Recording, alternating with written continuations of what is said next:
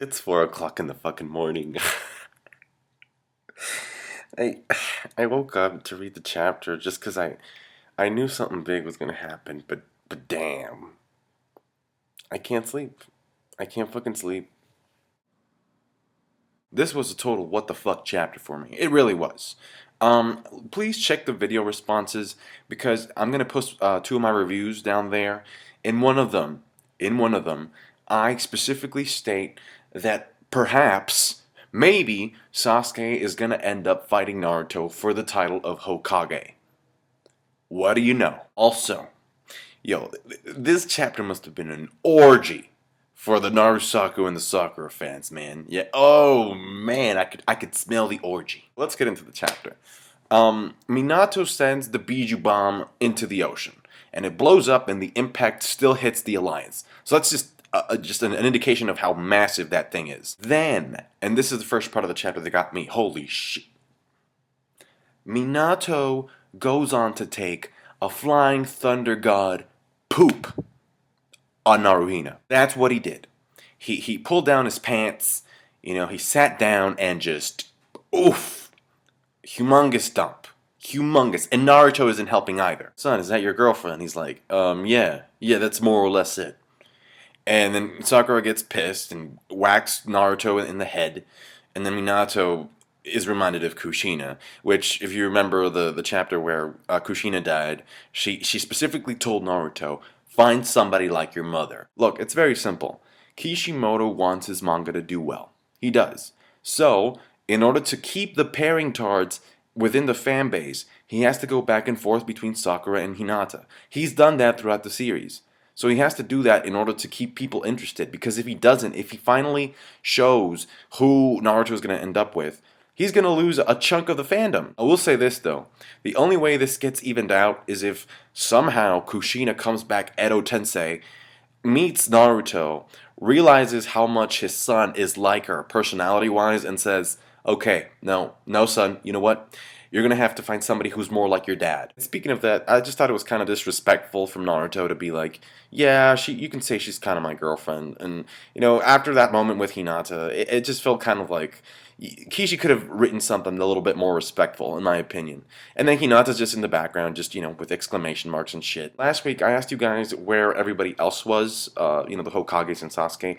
And unfortunately, a lot of people didn't get the joke. I used to have a segment called Where the Hell is Itachi? Because Itachi was gone from the manga for a very long time. And so people would just post like funny comments and just imagine like where Itachi was. And it was just a fun time. But I guess a lot of people didn't understand that.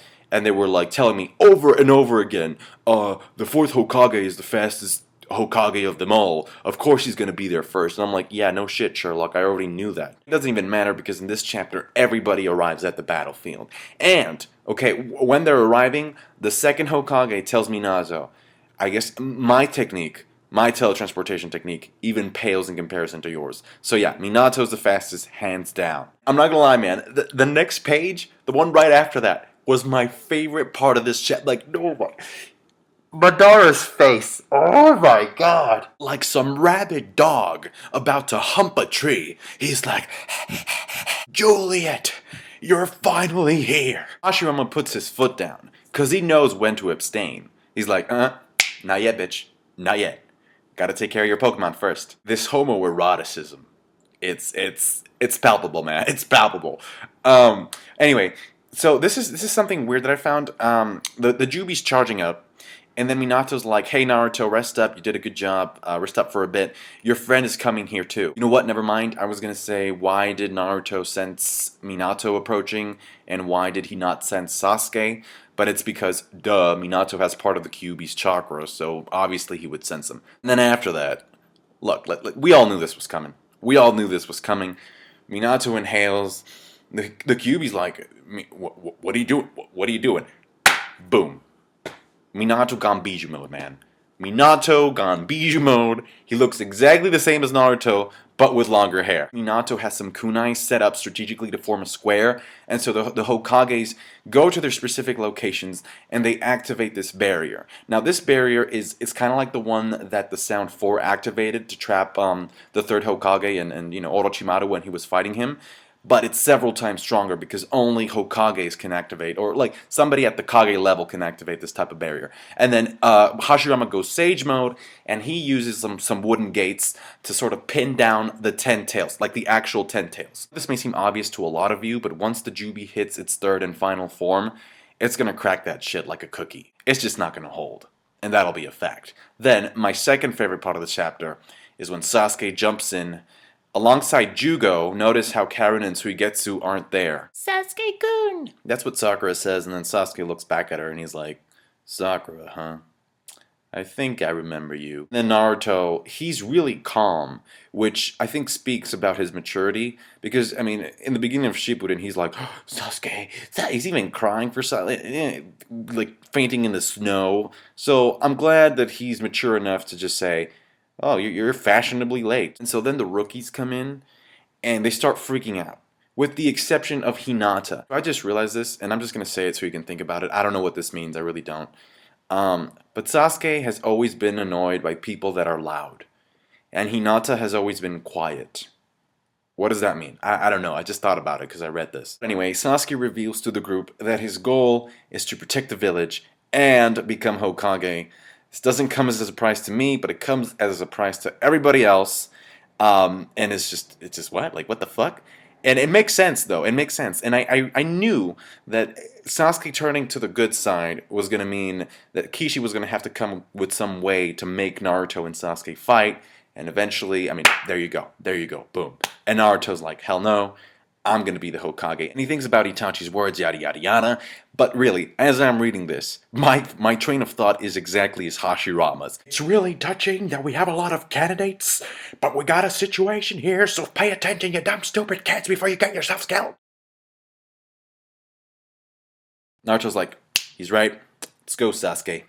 They go up to the front line, and Sakura jumps in, and she's like, no. Like, I've always been left behind. I'm not the damsel in distress anymore. I'm part of Team 7 too. Tsunade trains her students just as fiercely as the other Sanin.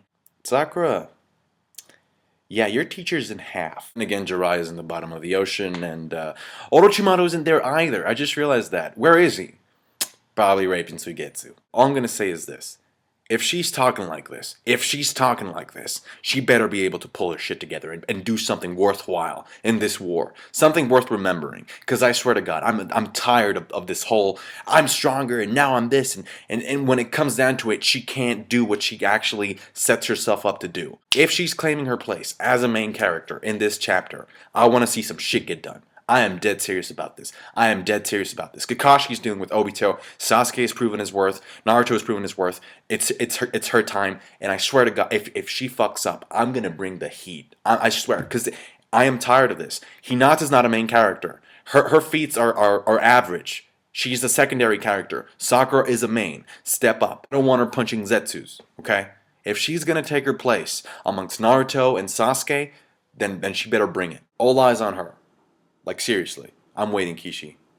Step the fuck up with her character, because it's been a joke. That said, because this chapter was about a Team 7 reunion at its core, and because we finally get the three of them in that last panel, and because of what Team 7 represents to me, and what it means to me, and because it's been years since we've seen them together like this, I cannot give this chapter anything less than a great. It was a great chapter. I thoroughly enjoyed it, even the things that I didn't necessarily agree with. It was a great chapter. Tell me your thoughts.